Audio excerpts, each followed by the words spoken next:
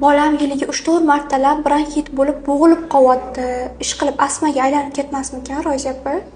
Agar bolada yiliga 3-4 marta obstruktivniy bronxit kuzatilayotgan bo'lsa, bu holat keyinchalik astmaga aylanishi mumkin. Lekin buni oldini olsa bo'ladi. Birinchi o'rinda tashqi atrofingizdagi allergenlardan xalos bo'lishingiz kerak.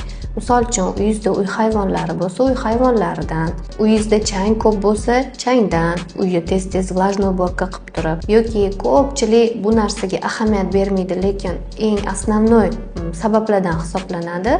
Devorlaringiz zaxlab, mog'orlab qolgan bo'lsa, bu ham eng birinchi sabablardan hisoblanadi va mana shu mog'or astmani eng birinchi sabablaridan hisoblanadi.